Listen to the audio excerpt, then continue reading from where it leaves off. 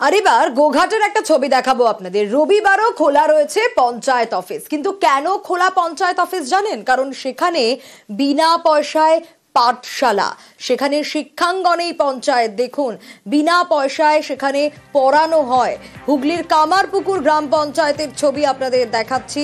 সেখানে সপ্তম থেকে দশম শ্রেণীর দুস্থ মেধাবী পড়ুয়াদের জন্য সব বিষয় টিউশনের ব্যবস্থা রয়েছে এবং স্বাভাবিকভাবেই এই উদ্যোগকে সাধুবাদ জানানোর মতোই শুভদীপের কাছ থেকেই জানবো বাকিটা।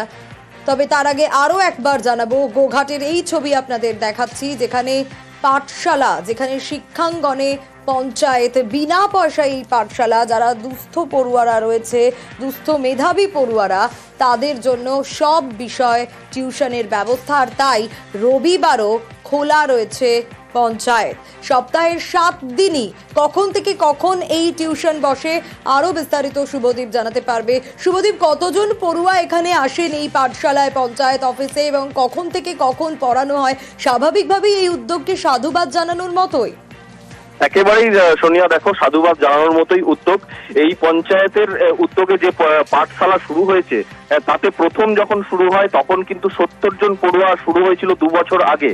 বর্তমানে সেই পড়ুয়ার সংখ্যা কিন্তু 350 ছাড়িয়ে গেছে এবং এলাকার যত দুস্থ মেধাবী পড়ুয়া রয়েছে তারা প্রত্যেকে এখানে সমস্ত বিষয়ের টিউশনের ব্যবস্থা রয়েছে এবং সকালের দিকে সকাল 8:30 থেকে 1.5 ঘন্টা টিউশন দেওয়া হয় এবং বিকেলের দিকে বিকেল 5টা থেকে 6:30 পর্যন্ত এই টিউশন কিন্তু চলে এবং প্রত্যেক দিন কোনো দিন এই টিউশন কিন্তু বন্ধ হয় না।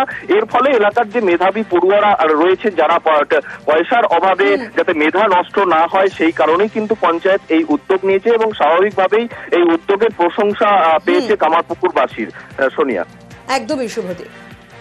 আমি দুস্থ পরিবারের মেয়ে। আমার বাবার লোকের দোকানে টেলারের কাজ করে, তো তার কারণে টিউশন দিতে পারে না। ওই জন্য পঞ্চায়েতে এখানে বিনা পয়সায় পড়ায় বলে তাই আমরা পড়তে পাচ্ছি এবং পঞ্চায়েত থেকে আমাদেরকে খাতা, বই আরো অনেক কিছু দিয়ে সাহায্য করেছে।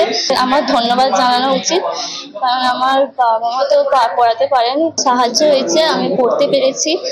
আমরা কামারপুকুর গ্রাম পঞ্চায়েতে যেখানে কোচিং করানো হয় সেখানে পড়তে আসি। সম্পূর্ণ বিনা পয়সাতেই পড়ানো হয়। আর্থিক অবস্থা খারাপ এবং পড়াশোনা করতে চাই, আর এখানে ভালো পড়াশোনা দেওয়া হয়, তার জন্য এখানে পড়াশোনা করে আরো এগিয়ে যেতে চাই। অনেক পরিবারই তো পড়াশোনা করাতে পারে না পয়সার অভাবে, কিন্তু এখানে প্রত্যেক ছাত্রছাত্রীকে শিক্ষকরা ভালো করেই শিক্ষা দেন এবং যথেষ্ট যত্ন সহকারেই শিক্ষা দেয়, দেখেছি আমরা। আর এখানেতে অনেক ছেলে মেয়ে আছে, আমার বাড়ির ছেলে মেয়েও আছে, আমার মেয়ে আছে, এখানে এসে অনেক উপকৃত হয় এবং মাস্টারমশাইরা অনেক যত্ন সহকারেই পড়াশোনা করাই দেখেছি। আর এই যে পঞ্চায়েতে এত সুন্দর একটা উদ্যোগ, এটাকে আমরা সাধুবাদ জানাই। খুবই ভালো একটা উদ্যোগ। আমাদের এখানে যারা মেধাবী অথচ একটু দুস্থ পরিবারের যারা, তারা সঠিকভাবে গাইডেন্স পায় না, সেটা যাতে অসুবিধা না হয় সেটা সমাধান করার জন্যই আমাদের এটার প্রয়াস একটা পঞ্চায়েতের তরফ থেকে এবং প্রধানের, এটা উপপ্রধান সবাই মিলে এটা একটা উদ্যোগ নেওয়া হয়েছে। এক্ষেত্রে মিশনের সমস্ত শিক্ষক মহাশয়রাও আছেন, আশেপাশে স্কুলেরও যারা স্কুল শিক্ষক বা এমনি আরো যারা আমাদের মতন ওরা এগিয়ে এসছেন। যার যেটাতে অসুবিধা হয় সেগুলো তারা এখানে পঠন পাঠনের সুবিধা আমরা দিয়ে থাকি।